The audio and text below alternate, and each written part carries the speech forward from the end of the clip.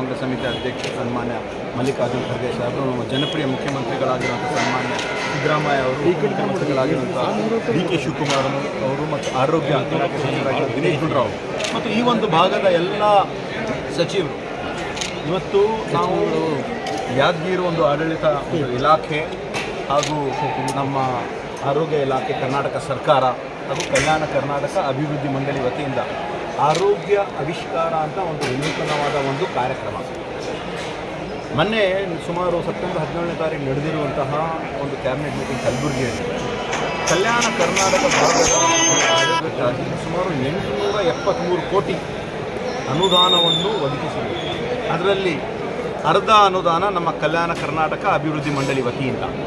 ಮೊದಲನೇ ಒಂದು ಹಂತದಲ್ಲಿ ಸುಮಾರು 416 ಕೋಟಿ ಅಷ್ಟು ಪ್ರಾಥಮಿಕ ಆರೋಗ್ಯ ಕೇಂದ್ರಗಳು, ಸಮುದಾಯ ಆರೋಗ್ಯ ಕೇಂದ್ರಗಳು, urban PHC, urban CHC, taluk ಮಟ್ಟದ ಹಾಸ್ಪಿಟ್ಲು, ಜಿಲ್ಲಾ ಮಟ್ಟದ ಹಾಸ್ಪಿಟ್ಲು, ಡಯಾಲಿಸಿಸ್ ಸೆಂಟರು, ಆ್ಯಂಬ್ಯುಲೆನ್ಸಸ್ಸು, ಇವಾಗ ತಾಯಿ ಮತ್ತು ಮಕ್ಕಳ ಆಸ್ಪತ್ರೆ, ಇದರೆಲ್ಲ ಅಡಿಗಲು ಯಾಕೆ ಮಾಡ್ತಾ ಇದ್ದೀವಿ ಅಂದರೆ ನಮ್ಮ ಸರ್ಕಾರ ಕಲ್ಯಾಣ ಕರ್ನಾಟಕ ಭಾಗದ ಅಭಿವೃದ್ಧಿಗಾಗಿ ನಾವು ಬದ್ಧರಾಗಿದ್ದೀವಿ.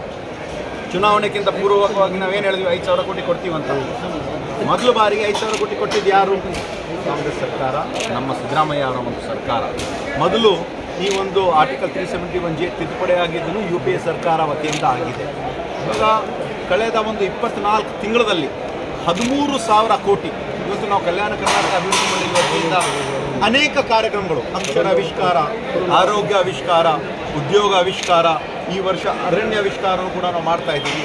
ಕಲ್ಯಾಣ ಪಥ ಸುಮಾರು 1,000 ಕಿಲೋಮೀಟರ್ ಇರತಕ್ಕಂಥ ಅಲ್ಪಸಂಖ್ಯಾತರ ಅಭಿವೃದ್ಧಿ, ಹಿಂದುಳಿದ ವರ್ಗದ ಅಭಿವೃದ್ಧಿ, ಶೋಷಿತ ಜನಾಂಗ ವರ್ಗದ ಅಭಿವೃದ್ಧಿಗಾಗಿ ಅನುದಾನ. ಅದಲ್ಲದೆ ಪ್ರಜಾಸೌಧ ಕಾರ್ಯಕ್ರಮ ಮೊನ್ನೆ 9ನೇ ತಾರೀಕಿಗೆ ಕಾರ್ಯಕ್ರಮ ಆಗಬೇಕಾಗಿತ್ತು, ಆದರೆ ಮುಂದೋಗಿದೆ.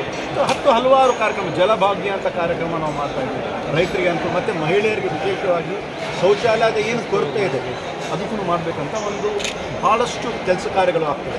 ಯಾವಾಗಲೂ ನಮ್ಮೇಲೆ ಅಪಾದನೆ ಇತ್ತು, ದುಡ್ಡು ಖರ್ಚಾಗಲ್ಲ ಅಂತ ಕಲ್ಯಾಣ ಕರ್ನಾಟಕ ಭಾಗದಲ್ಲಿ.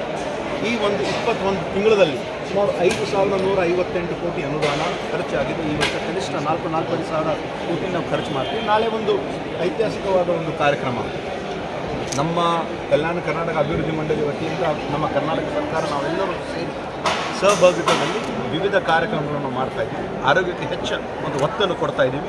ನಾಳೆ ಇರ್ತಕ್ಕಂಥ ನಮ್ಮ ಈ ಭಾಗದಲ್ಲಿ ಸಣ್ಣ ಕೈಗಾರಿಕಾ ಸಚಿವರಾಗಿರುವ ಸನ್ಮಾನ್ಯ ದರ್ಶನಾಪುರ ಅವರು ಹಾಗೂ ನಮ್ಮ ಕಲ್ಯಾಣ ಕರ್ನಾಟಕ ಪ್ರದೇಶ ಅಭಿವೃದ್ಧಿ ಮಂಡಳಿ ವತಿಯಿಂದ 200 ಕೋಟಿ ವೆಚ್ಚದಲ್ಲಿ ಒಂದು ಇಂಡಸ್ಟ್ರಿಯಲ್ ಹಬ್ನು ಕೂಡ ನಾವು ಮಾಡ್ತಾ ಇದ್ದೀವಿ.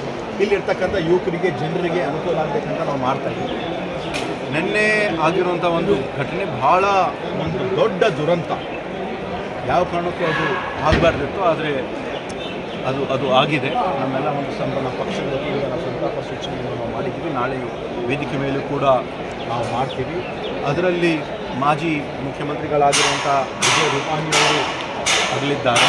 ಅವರ ಕುಟುಂಬಕ್ಕೆ ಶಾಂತಿ ಸಿಗಲಿ ಅಂತ ದೇವರಲ್ಲಿ ವರ್ಷ ವಿರೋಧ ಪಕ್ಷದಲ್ಲಿ ಕ್ಯಾಬಿನೆಟ್ ದರ್ಜೆಯಲ್ಲಿ ಸನ್ಮಾನ್ಯ ವಿರೋಧ ಪಕ್ಷ ನಾಯಕರು ಸಿದ್ದರಾಮಯ್ಯ ಅವರಿದ್ದರು, ಮತ್ತು ನನಗೂ ಕೂಡ ಅಂಥ ಸಂದರ್ಭದಲ್ಲಿ ಅವಕಾಶ ಮಾಡಿಕೊಟ್ಟಿದ್ದಾರೆ.